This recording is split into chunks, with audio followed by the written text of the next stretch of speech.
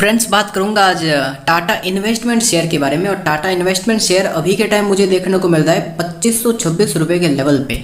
और आज से 2 दिन पहले जब शेयर में 20% का अपर सर्किट लगा था तो उस टाइम मैंने एक वीडियो बनाई थी और वहाँ पे आपको बताया था कि अभी के टाइम दोस्तों ये जो अपर सर्किट लग रहा है ना, इस अपर सर्किट में आपको बाई नहीं करना है। और अगर अभी के टाइम यहाँ पे शेयर अगर कल भी भागता है तो कल आपको बाई नहीं करना है। तो ऐसे में दोस्तों यहाँ पे बहुत सारे लोग बोलने लगे कि भाई यहाँ पर ये नॉन स्टॉप 3000 जाएगा, 4000 जाएगा। देखिए ऐसा बिल्कुल नहीं है, क्योंकि स्टॉक जब भागता है तो सबको लगता है, लेकिन जब गिरता है तो सबको लगता है गिरावट होगी। तो ऐसे में होता क्या है कि लोगों को लॉस होता कैसे, अगर वो मैं आपको बताऊं तो आपको भागते हुए शेयर के पीछे नहीं भागना है। अब जैसा कि हमें देखने को मिलता है कि जब भी कोई शेयर गिर रहा होता है तो लोगों को लगता है और गिरेगा। लोग कौन? रिटेल निवेशक। मैं बड़े निवेशकों की बात नहीं कर रहा हूँ। रिटेल निवेशक को लगता है कि स्टॉक जो है वो और गिरेगा, लेकिन वो स्टॉक जो अब और गिरेगा तो वो बाई करते नहीं है, लेकिन वो स्टॉक वहाँ से गिर के अगेन रिवर्सल दे देता है। और जब कोई शेयर भागता है तो ऐसे में होता क्या है कि निवेशकों को लगता है कि ये स्टॉक का जो प्राइस है वो और इंक्रीज होगा, और ऐसे में वो क्या करते हैं, वहाँ पे बाई कर लेते हैं और वहाँ पे शेयर क्या करता है, गिर जाता है। तो अभी के टाइम टाटा इन्वेस्टमेंट में यही हुआ है। देखिए मैं लॉन्ग टर्म की भी बात करूंगा, शॉर्ट टर्म की भी बात करूंगा। अभी के टाइम हमें देखने को मिल रहा है कि हायर लेवल से एंड आज के दिन भी स्टॉक का जो प्राइस है 6% गिर चुका है। गिरावट कहां तक जाएगी, किस लेवल पे बाइंग करना है वो भी हम देखेंगे। तो बहुत सारे लोग क्या है कि आज के दिन फंसे हुए हैं ऊपरी स्तर पर। ऊपरी स्तर कौन सा है? 2883 रुपये का, और वहां से लोग फंसे हुए। और अभी के टाइम शेयर का जो प्राइस है 2500 रुपये के लेवल पे कारोबार कर रहा है। अब उसी के साथ साथ देखिए बाई का सजेशन, मैंने आपको बाई करने को मना बोला था। अब बाई करने को मैं मना क्यों बोलूँगा? शेयर का प्राइस कंटिन्यू बढ़ रहा है तो मैंने मना क्यों किया? मना इसलिए किया क्योंकि इसका जो RSI है वन डे कैंडल में वो बहुत ज़्यादा हाई जा चुका था। और जब भी किसी स्टॉक का RSI अगर 80 से ऊपर होता है तो मैं वहाँ पे थोड़ा उसको अवॉइड करने को या फिर इन्वेस्टमेंट जो है वो बहुत कम करने को बोलता हूँ शॉर्ट टर्म पर्पज़ के हिसाब से। अब कंपनी की अगर डाटा बताऊँ तो कुछ इंपॉर्टेंट डाटा भी देख लेते हैं। डिलीवरी वगैरह कितनी उठाई जा रही थी, तो डिलीवरी हमें देखने को मिल रही है। नॉर्मली ज़्यादातर लोग तो इंट्राडे में ही इस स्टॉक से निकल रहे थे, डिलीवरी यहाँ पर बहुत कम ही देखने को मिल रही थी।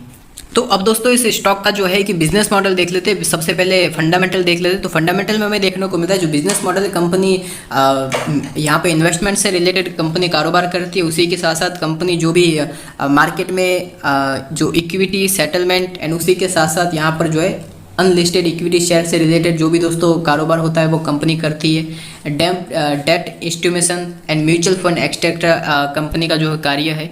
और उसी के साथ साथ कई सारे दोस्तों इन्वेस्टमेंट से रिलेटेड जो भी होता है वो कंपनी कार्य करती है। एंड किसी का अगर पोर्टफोलियो दोस्तों मैनेजमेंट का काम, तो ये सब कंपनी करती है। और अभी के टाइम मार्केट कैप दोस्तों 12,787 करोड़ का देखने को मिलता है। और इस स्टॉक की जो बुक वैल्यू है वो 3,800 देखने को मिल रही है। और एक समय ऐसा आएगा कि ये अपनी बुक वैल्यू से भी ऊपर होगा। मतलब ये जो स्टॉक है टाटा इन्वेस्टमेंट, ये 4000 के लेवल के आपको ऊपर देखने को मिलेगा आने वाले टाइम में। हालांकि return on equity, return on capital low है, लेकिन इन फ्यूचर ये कंपनी बढ़ेगी। क्यों बढ़ेगी? उसके पीछे दोस्तों रीजन है। रीजन हमें ये देखने को मिल रहा है कि कंपनी की जो सेल्स है वो दोस्तों इंक्रीज हो रही है। जैसा कि अगर आप देखेंगे तो लॉकडाउन के बाद इंक्रीज हुई है अच्छी खासी, और अभी के टाइम 126 करोड़ की कंपनी की सेल्स होते हुए नजर आ रही है। और सेल्स तो है, ठीक है, सेल्स होती है, अदर कंपनीज की भी होती है, लेकिन सबसे अच्छी बात यह है कि कंपनी की सेल्स तो अच्छी है, लेकिन कंपनी का जो OPM है, ऑपरेटिंग प्रॉफिट मार्जिन, वो भी अच्छा है। अब ऑपरेटिंग प्रॉफिट मार्जिन क्या होता है अगर वो मैं आपको बताऊं तो ऑपरेटिंग प्रॉफिट मार्जिन होता है कि कंपनी अपनी सेल्स पे कितना प्रॉफिट कर रही है। तो कंपनी अपनी सेल्स पे 91% प्रॉफिट कर रही है। मतलब ये है कि अगर किसी कंपनी का जो ऑपरेटिंग प्रॉफिट मार्जिन अगर 10% का हो तो मतलब वहां पे अगर कंपनी 100 करोड़ की सेल करती है तो कंपनी कमाएगी कितना? 10 करोड़। 100 करोड़ की सेल करती है तो कंपनी का प्रॉफिट होगा 10 करोड़। अगर किसी कंपनी का ऑपरेटिंग प्रॉफिट मार्जिन 40% का हो तो अगर कंपनी 100 करोड़ की सेल करती है तो वहाँ पे कंपनी 40 करोड़ का प्रॉफिट करेगी। अगर किसी कंपनी का ऑपरेटिंग मार्जिन यहाँ पे जैसा कि 91% है तो कंपनी दोस्तों अगर 100 करोड़ की सेल करती है तो कंपनी 91 करोड़ कमाएगी। तो ये सब हमें ऑपरेटिंग प्रॉफिट मार्जिन में देखने को मिलता है। तो अब यहाँ पे सिर्फ और सिर्फ एक चीज़ चाहिए कि कंपनी की सेल्स कंटिन्यू बढ़ती जाए। अगर यही सेल आगे बढ़कर 200 करोड़ की हो जाती है अगले क्वार्टर में, या फिर 150 करोड़ की हो जाती है, और आने वाले यहाँ पर 2-3 साल बाद ये सेल्स हमें 500 करोड़ की देखने को मिले, या फिर यहाँ पर जो है कि आने वाले 4 से 5 साल बाद ये सेल्स हमें 1000 करोड़ की देखने को मिले, तो 1000 करोड़ की सेल पे कंपनी का 91% ऑपरेटिंग प्रॉफिट मार्जिन, मतलब 1000 करोड़ की सेल पे कंपनी 900 करोड़ रुपए जो है वो प्रॉफिट जनरेट करेगी। और वैसा ही दोस्तों यहाँ पे अभी के टाइम देखने को मिल रहा है, जितनी सेल्स बढ़ेगी उतना ज़्यादा प्रॉफिट होगा और प्रॉफिट मार्जिन ज़्यादा है, तो इसलिए इन फ्यूचर ये कंपनी आपको अच्छा खासा रिटर्न जो है वो प्रोवाइड करवा के रहेगी। तो लॉन्ग टर्म व्यू के हिसाब से कंपनी का शेयर का जो प्राइस है, अगर सेल्स कंटिन्यू बढ़ती है तो हमें ये देखने को मिलेगा कि स्टॉक का जो प्राइस है 10,000, मतलब अगला टाटा एलेक्सी भी ये शेयर बन सकता है। तो अभी के टाइम हर क्वार्टर में आप इसमें इन्वेस्टमेंट कर सकते हैं। रिजर्व की बात करूँ तो 19,000 करोड़ का रिजर्व है, डेट फ्री कंपनी है, 20,000 करोड़ के एसेट है। तो अच्छी बात तो ये है कि 20,000 करोड़ रुपए की कंपनी आपको मिल रही है सिर्फ कितने हज़ार करोड़ में, 12,000 करोड़। जो इसका मार्केट कैप 12,500 करोड़ का है, तो 20,800 करोड़ की कंपनी आपको 12,500 करोड़ रुपए में ही मिल रही है और कंपनी की ग्रोथ यहाँ पे हो रही है। अब यहाँ पे शेयर होल्डिंग पैटर्न वगैरह भी बहुत ही अच्छा है। ये तो लॉन्ग टर्म का डाटा हमने देखा, लेकिन शॉर्ट टर्म में गिरावट हुई है। अभी गिरावट कहाँ तक जाएगी वो देख लेते हैं। तो लॉन्ग टर्म का तो डाटा अच्छा है। लॉन्ग टर्म के लिए ये शेयर आने वाले टाइम में 4,000, 5,000, 6,000, 10,000 भी जाएगा, जो कि बहुत ही अच्छी बात है। लेकिन शॉर्ट टर्म में क्या हो रहा है, अब देखिए शॉर्ट टर्म में यहाँ पर जो ये अपर सर्किट लगा था, ये वाला कौन सा वाला, ये जो 20% का अपर सर्किट लगा था, यहाँ पे बाई करने का मना किया था। क्यों मना किया था? क्योंकि देखिए नेक्स्ट डे यहाँ पे जंप आया, तेजी आई, फिर गिर गया, तो बहुत सारे लोगों ने यहाँ पर भी बाई किया।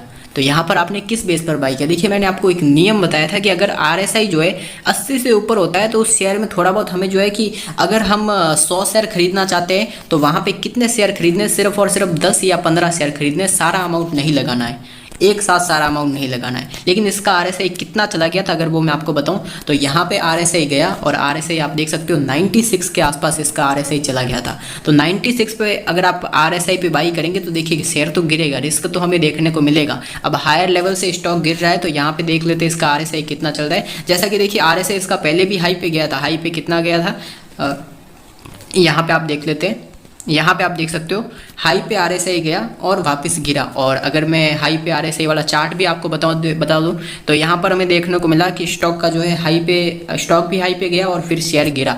तो वैसा ही कुछ यहाँ पर भी हमें देखने को मिला। अब दूसरी तरफ यहाँ पे देखिए, एक तो RSI ने हमें संकेत दिया कि बाई न करे, और दूसरी तरफ मतलब हाई पे बाई न करे, दूसरी तरफ हमें देखने को मिला कि हाँ भाई स्टॉक पिछले कई टाइम से एक रेंज में कंसोलिडेशन किया। मैं जो बोल रहा हूँ ना दोस्तों, ये जो टाटा पावर का भी ऐसा ही चार्ट है, टाटा पावर भी बहुत ही जल्द एक बड़ा ब्रेकआउट देने वाला है। टाटा पावर में बड़ी तेज़ी बहुत ही जल्द हमें आते हुए देखने को मिलेगी। अब यहाँ पर क्या है कि सभी को लगा तेज़ी आ रही है और भी तेज़ी आएगी, तो इसलिए बहुत सारे लोग ऊपरी स्तर में फंसे। और यहाँ पे सभी को, यहाँ पे जब गिरावट हो रही थी तो सभी को लगा गिरावट होगी और भी गिरावट होगी, तो बहुत सारे लोग यहाँ पे बेच के भी निकले। लेकिन ऐसा हमें गलती नहीं करना है। ऐसा नहीं है कि शेयर गिर रहा है तो ये गिरता ही जाएगा। तो अभी के टाइम हमें देखने को मिल रहा है कि स्टॉक का जो प्राइस है इस रेक्टेंगल के अंदर कारोबार किया। हालांकि स्टॉक ने रेक्टेंगल को ब्रेकआउट दिया, तो ब्रेकआउट देने के टाइम आप बाइंग कर सकते हैं, ये तो अच्छी बात है, ब्रेकआउट देने के बाद बाइंग कर सकते हैं। लेकिन ब्रेकआउट देने के बाद अगर शेयर जो है नॉन स्टॉप भागता है, बहुत ऊपर चला जाता है, तो वहाँ पे आपको बहुत ऊपर पे बाई नहीं करना है। क्यों? क्योंकि वो जो ब्रेकआउट दिया उसको एक बार रीटेस्ट करने जरूर आएगा। तो अभी के टाइम स्टॉक का जो प्राइस है वो कहाँ तक गिर सकता है, अगर वो मैं आपको बताऊँ तो देख लेते हैं कहाँ तक स्टॉक गिर सकता है। तो सबसे पहले फिबोनाची के अकॉर्डिंग दोस्तों लेवल हम देखेंगे। इस लेवल से हमें जंप देखने को मिला और वहाँ से एक हाई लगाया। अभी के टाइम फर्स्ट सपोर्ट पे खड़ा है, जो कि दोस्तों 2479 का लेवल स्टॉक ने सपोर्ट रेज किया है। 2490 का आप मान सकते हैं, 2490 रुपये के लेवल पे स्टॉक ने यहाँ पे फर्स्ट आज के दिन सपोर्ट फेस किया है। अगर ये शेयर 2490 रुपये के लेवल के नीचे जाता है तो ये शेयर 2245 रुपये के लेवल तक आ सकता है, और अगर 2245 के नीचे भी जाता है तो 2000 रुपये के लेवल तक ये शेयर जो है वो आ सकता है। ये बात आपको ध्यान रखनी है। और 2050 से ये स्टॉक आपको नीचे जाते हुए देखने को नहीं मिलेगा। तो अभी के टाइम जिस किसी ने भी आज भी अगर बाई किया है तो 2490 रुपये का एक आप ऐसे लगा के चलिए, 2490 रुपये का लेवल टूटा तो ये 2245 तक ये शेयर आ सकता है।